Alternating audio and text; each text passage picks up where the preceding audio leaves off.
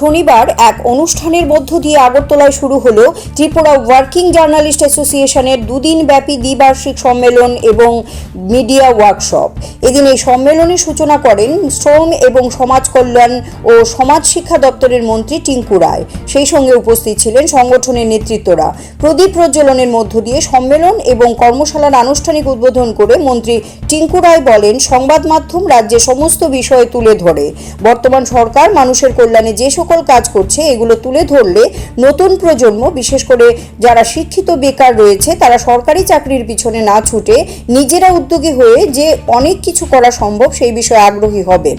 কর্মশালায় বক্তা হিসেবে উপস্থিত ছিলেন ইন্ডিয়ান ফেডারেশন অফ ওয়ার্কিং জার্নালিস্টের সেক্রেটারি জেনারেল বিপিন ধুলিয়ান, কলকাতার ইন্ডিয়ান এক্সপ্রেসের প্রাক্তন রেসিডেন্ট এডিটর সুব্রত নাগ চৌধুরী, ঢাকা বাংলাদেশের প্রখ্যাত বৈদ্যুতিন সংবাদ মাধ্যমের প্রবীণ ব্যক্তিত্ব M.A. তাহের। আগরতলা শহীদ ভগৎ সিং যুব আবাসে আয়োজিত এই সম্মেলনে রাজ্যের বিভিন্ন প্রান্ত থেকে সংগঠনের সদস্যরা সামিল হয়েছেন। সরকারের দায়বদ্ধতা, আমরা যখন আগরতলা শহরে জল জমে যায়, আমরা পত্রিকার পাতায় বড় করে হেডলাইন চলে আসে যে জল বন্ধ হয়েছে, জল নিকাশি ব্যবস্থা নেই। জল নিকাশি ব্যবস্থা সরকার করবে, কিন্তু সেটা প্লাস্টিকের বোতল দিয়ে ড্রেনটা বন্ধ হয়ে যাবে।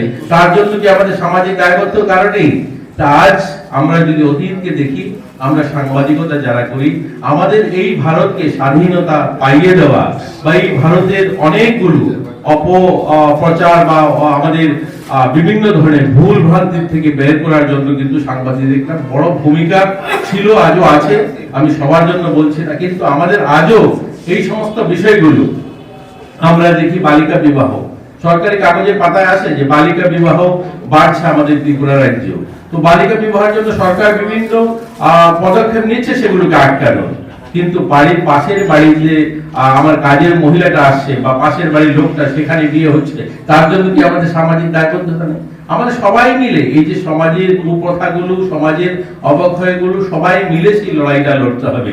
তখন গিয়ে আমরা যে বৈভবশালী ভারত বা আমরা যে ভারত আবার জগৎ সভায় শ্রেষ্ঠ আসন লবে, এই কবির যে উক্তিটা, সেটা বাস্তবে প্রতিফলিত তখনই সম্ভব হবে সবাই মিলে যখন কাজ করব। আর আমরা যারা রাজনীতি করি, আমরা জনপ্রতিনিধি যারা, সরকারি কর্মচারী যারা, তারা দায়বদ্ধ মানুষের প্রশ্নের জবাব দিতে।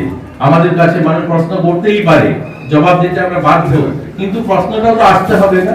প্রশ্নটাও আসতে হবে। তো আমরা চাই যে আমরা সবাই মিলে যেন ভারতকে, প্রধানমন্ত্রী যে একটা কথা বলেছেন যে স্বাধীনতার 75 বছর পূর্তি উপলক্ষে, যে আমরা ভারতকে বিশ্বগুরু দেখতে চাই। যখন CRI TV, channel for news and entertainment.